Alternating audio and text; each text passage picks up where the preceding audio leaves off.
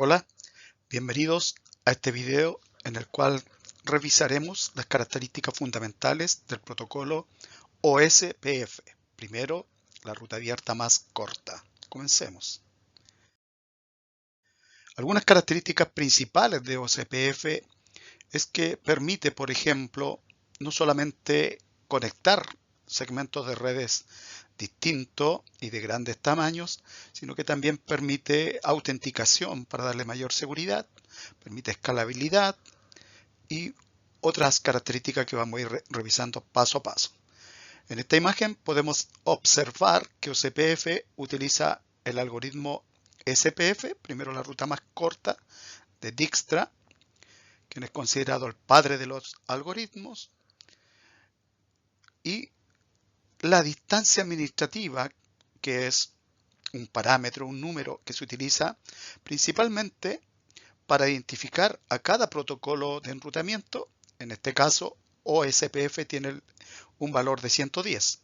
¿Cuál es la idea de esto? Este número asociado a cada protocolo, por defecto, sirve para determinar qué protocolo va a ser preferido sobre otro. ¿Qué quiere decir?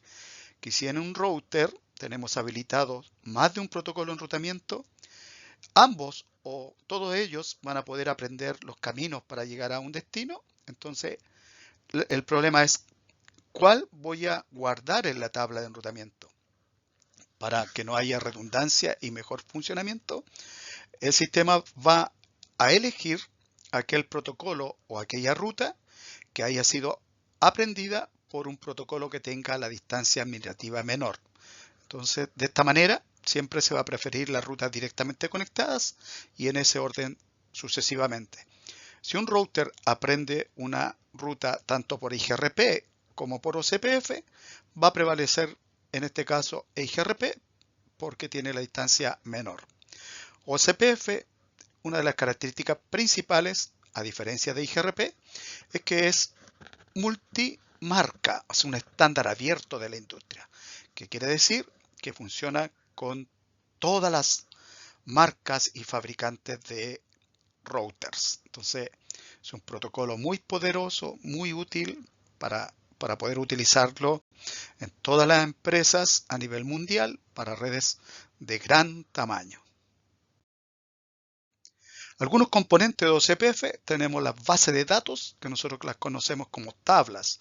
Por ejemplo, la tabla de vecinos, que nosotros hemos utilizado en otros protocolos anteriores, acá es conocida como base de datos de adyacencia. Entonces, todos los routers tienen conocimiento acerca de los routers que están directamente conectados. ¿Y dónde se guarda eso? En la base de datos de adyacencia, conocida también como tabla de vecinos.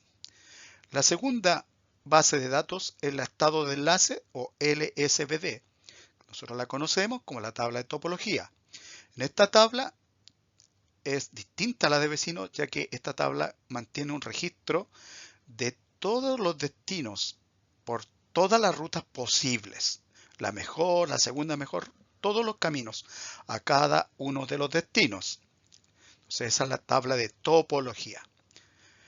Y la tabla que es mayormente conocida y utilizada es la tabla de enrutamiento, que acá se conoce como base de datos de reenvío. En ella solo se guarda la mejor ruta a cada uno de los destinos.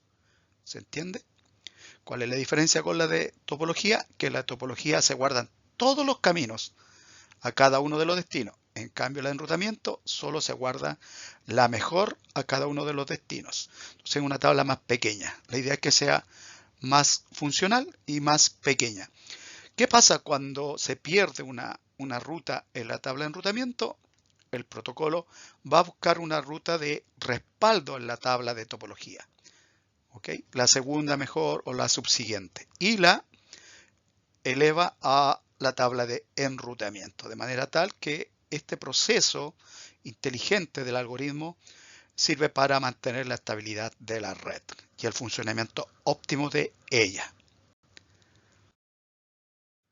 Hay varios tipos de redes en OSPF.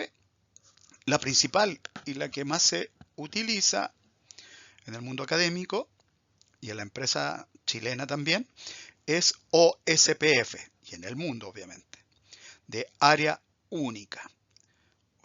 Está bien que OSPF, una de sus características es que permite una gran cantidad de routers, son para redes muy amplias, de tal manera que podamos obtener el mejor rendimiento a pesar del tamaño de nuestra inmensa red.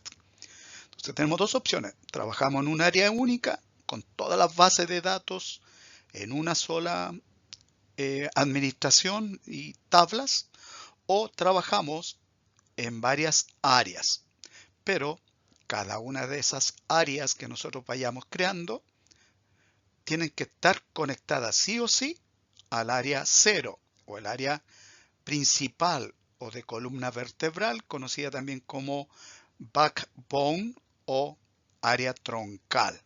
¿Okay?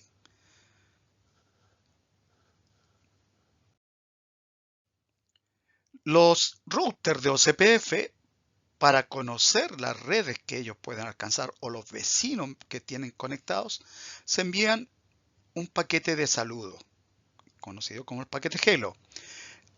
Existen paquetes Hello para IPv4, ahí está la dirección en multicast, y también para IPv6, que ahí está la dirección FF02 2.2.5 para IPv6. En redes con acceso múltiple, el tiempo de saludo por defecto es de 10 segundos y en redes no broadcast es de 30 segundos. Repito, el paquete Hello es muy importante en primer momento para construir la base de datos de LSA o todas las conexiones que tienen los routers, para construir la base de adyacencia o la tabla de vecinos, ¿okay? Y para mantener la adyacencia. De manera que cada 10 segundos vamos verificando automáticamente que las redes que tiene el vecino la podemos alcanzar. Si el vecino no responde al paquete Hello, que es automático obviamente, se puede esperar un tiempo determinado, que es 4 veces el valor de Hello, y eliminar una ruta para evitar problemas, ¿no es cierto?, de errores de enrutamiento o loops. Entonces, este protocolo con su algoritmo SPF maneja a la perfección el mantenimiento de la red. Otro concepto muy importante que debemos conocer es la elección del router designado y el router designado de respaldo. ¿Ok? Para comenzar a comprender esto, tenemos que entender que entre un par de routers tenemos una adyacencia, pero cuando la cantidad de routers que existen en la red, la cantidad de adyacencia, obedecen a esta fórmula. N factor de n-1, todo eso dividido por 2. De tal manera, por ejemplo, que si hubiese solo 5 routers en nuestra red, las adyacencias serían de 10, o sea, 10 relaciones entre los diferentes routers. En cambio, si hubiesen 100 routers, imagínense la cantidad de adyacencia o vecindad o relación entre los diferentes routers son casi 5000. Entonces, eso es un gran problema que hay en las redes actualmente para sus actualizaciones, sus comunicaciones entre ellos. Entonces, para evitar esta inundación enorme de paquetes que se llaman LSA o publicación de estado de enlace, se elige un router encargado de manejar esto. ¿Para qué? Para maximizar el uso del ancho de banda y para que solamente lo realice el router que corresponde y no cualquiera. Entonces, muy importante eso. Configuración de OSPF versión 2 para IPv4 de área única. El comando en modo de configuración global es router OSPF. Y ese numerito que aparece ahí se llama ID de proceso.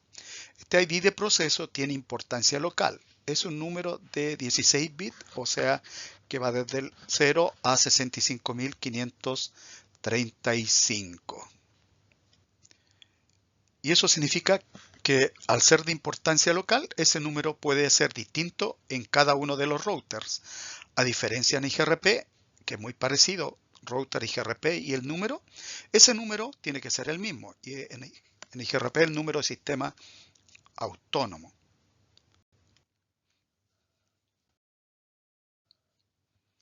El siguiente comando que se recomienda sí o sí configurar en OCPF es el ID del router.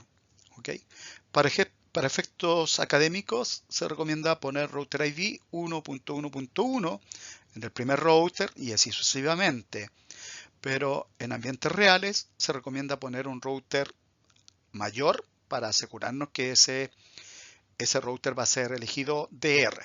Porque los parámetros, como lo vamos a ver a continuación, son, primero, ¿qué router va a ser elegido DR? El que tenga el router ID mayor. Si el administrador no ingresó este comando, el algoritmo va a elegir el router que tenga una loopback configurada. Si hay varios que tengan loopback configurada, va a elegir el que tenga la IP mayor. Si el administrador no configuró el router ID ni tampoco agregó una loopback, el tercer parámetro es cualquier IP o la mayor IP, mejor dicho, de cualquier interfaz. Entonces, si hay varios routers, va a ser elegido el router que tenga la mayor IP. Posteriormente, podemos verificar el router ID con el comando show IP protocols, por ejemplo. También con el comando clear IP OCPF process podemos actualizar quién va a ser el router designado en caso que hayamos hecho alguna modificación. En el caso, por ejemplo, que nosotros queramos un router de mejor calidad y queramos dejarlo como router designado, podemos configurarlo con un router ID mayor, una loopback mayor o con una IP mayor. Se recomienda siempre el router ID. Luego que se realiza el cambio, para que tome efecto, es muy complejo reiniciar todos los routers, por ende se recomienda aplicar el comando clear IP OCPF process para que se tome el cambio, porque no es automático. Entonces, acá está la forma en que yo le explicaba que si no ponemos el router ID, la otra opción es poner una IP a una loopback en cada uno de los routers para que esa sea el segundo parámetro. ¿Cómo habilitamos OCPF? Puede ser con el comando network dentro de OCPF, la dirección de red, la wildcard mask o máscara inversa, el área que nosotros, como es una red de área simple, ocupamos la backbone que es la área 0. Acá tenemos un ejemplo, router OCPF con ID de proceso 10. Declaramos todas las redes directamente conectadas.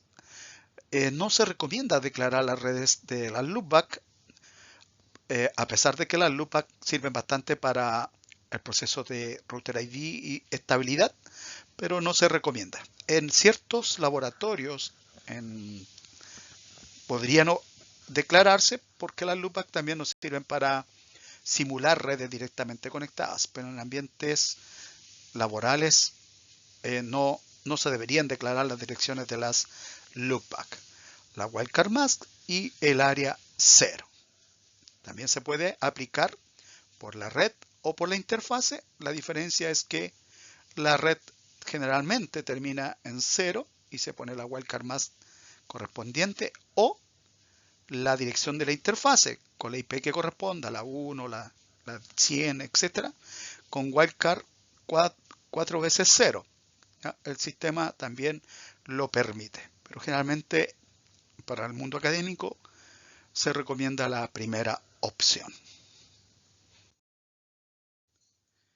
El tema de las interfaces pasivas es muy importante también porque, como bien revisamos recién, que OCPF se envía paquetes Hello cada 10 segundos y ahí también se van actualizando la base de datos, la LSB, de manera tal que podría, por ejemplo, haber un router intruso o un hacker, por ejemplo, que necesite obtener una imagen completa de nuestra red y se haga pasar por un router válido. Entonces, nosotros podríamos dejar pasivas las interfaces, como por ejemplo que no tienen un router que nosotros sepamos, que no hay ningún router conectado por la giga del área local, podríamos dejarlas pasivas para evitar mandar actualizaciones de toda la red de OCPF, evitando así que un hacker interno o un estudiante perfectamente podría obtener la información de toda la red que puede comprometer nuestra seguridad.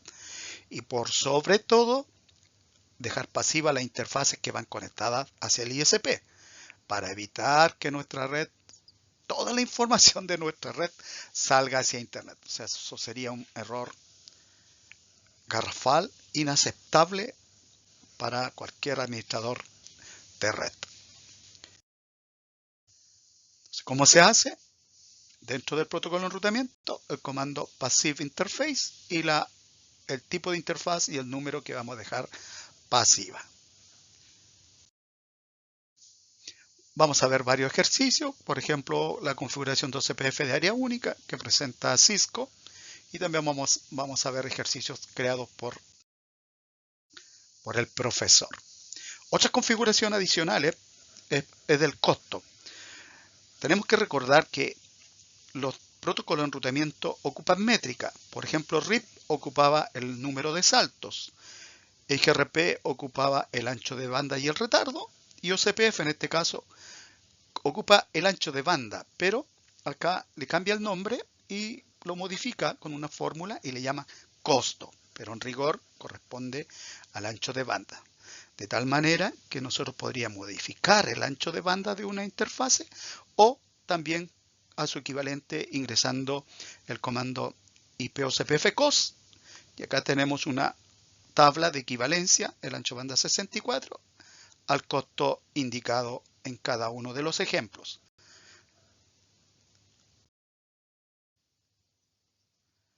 Para verificar los vecinos, recuerden que generalmente en la empresa no hay información relacionada con nuestra red y usted llega como nuevo encargado, brillante ingeniero, y tiene que empezar a armar toda la topología de la red. Un comando maravilloso, aparte del show CDP neighbor, nosotros también tenemos acá show IPOCPF neighbor, que podemos aplicar en una consola de administración y veríamos qué vecinos, con el ID obviamente, en qué estado de OCPF está, los tiempos, la IP, de manera tal que podríamos hacer telnet. En realidad hoy en día ya no se recomienda telnet porque va en texto claro, deberíamos todos utilizar SSH, a la dirección con un nombre de usuario y la contraseña, y ahí nos muestra además la interfase por la cual está conectada. Entonces estos son comandos que nos van a salvar la vida, digámoslo así, o nos van a ayudar para ir armando el rompecabezas o ir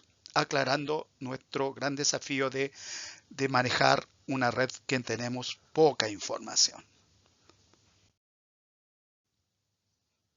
Verificación de la configuración con el comando show IP protocolo. Nos puede mostrar el router, el ID de proceso, el router ID, las redes que conoce, que están directamente conectadas. Show IP OCPF para ver también el ID de proceso, las redes. Perfecto, entonces es muy importante conocer todos estos comandos. También el show IP OCPF interface brief. Fíjense que es muy parecido al comando general show IP interface brief, pero aquí la diferencia es que le agregamos la palabra OSPF. Entonces nos va a mostrar solo las interfaces que están en el área de OCPF correspondiente, 0 en este caso, el ID de proceso, 10, la dirección de red, ¿no es cierto?, el costo y el en qué estado está. Además también, ¿verdad?, con el número de interfase que corresponde.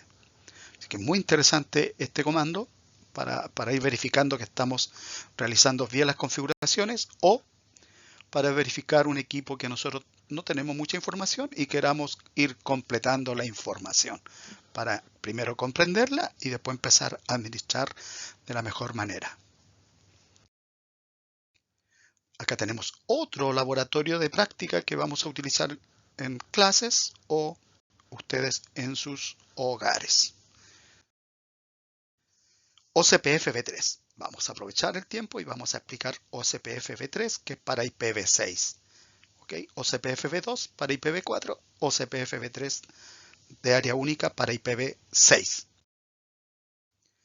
Prácticamente La diferencia justamente de ambos es que el V3 es para IPv6, ¿ok? Crea las mismas tablas de OCPF-V2, la tabla de vecinos o base de datos de adyacencia, la tabla de topología y la tabla de enrutamiento. Ambas, o sea, las tres, perdón, son muy importantes. ¿Alguna diferencia? OCPF-V2 para IPv4, V3 para IPv6. Ocupa la dirección verdad de origen. Acá puede ocupar la link local. Dirección de destino para dirección de multidifusión. ¿Qué IP ocupan? Fíjense, para IPv4 multicast. Y acá para IPv6 la FF02 2.2.5. Cómo publica las redes a través del comando network y acá a través de la interfase con ese comando. ¿Okay? En cuanto a autenticación, acá podemos usar o en texto claro o con el protocolo MD5 y en cambio acá un poco más robusta, ya que podremos utilizar IPsec para IPv6. IPsec, que es un protocolo, un framework que permite muchas configuraciones personalizadas de acuerdo a los requerimientos de cada organización. No solamente cifra el canal, sino que el contenido, el intercambio de claves. Es muy poderoso ese protocolo. Direcciones de enlace local, la link local, es para comunicación y mantener la adyacencia entre ambos routers de punto a punto, la famosa dirección IPv6 link local. Acá tenemos algunas topologías de ejemplo. Primero, hay que no olvidar habilitar el enrutamiento para IPv6. Siempre se nos olvida en el ambiente de laboratorio habilitarlo. Hacemos todo el trabajo correcto, pero de alguna manera, la ley de Murphy probablemente, se nos olvida habilitarlo. Así como en sus inicios, nosotros también teníamos que en IPv4 habilitar IP routing. Posteriormente, en las actualizaciones, IP routing para IPv4 ya viene hace muchos años por defecto. Para IPv6 aún no está habilitado por defecto, pero no me extrañaría que muy pronto este comando no sea necesario aplicarlo porque va a venir con mucha seguridad ya habilitado por defecto. Por mientras, que no se nos olvide nosotros agregarlo. Luego vamos a la interfaz, una pequeña descripción, le agregamos la IP, lo levantamos, ¿ok? Entonces esa es la forma de habilitar IPv6 en cada una de las interfaces, como nosotros ya lo habíamos visto. Está el resumen. Mira, apurando un poquito. Luego, para habilitarlo, ahí aparece el comando con el ID de proceso. Fíjense que IPv6 router. Router ID de la misma manera. Y acá ya no se declara las redes con network, sino que hay que declararla en las interfaces. A ver dónde está. Aquí está, por ejemplo. Entramos a la interfase y le decimos que esta interfase va a participar en el proceso de IPv6 10 y para área 0, ¿ok? En cada una de las interfaces.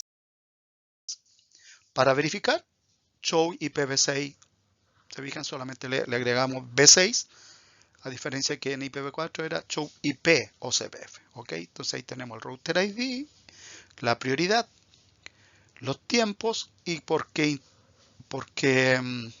interfase se aprendió esa red.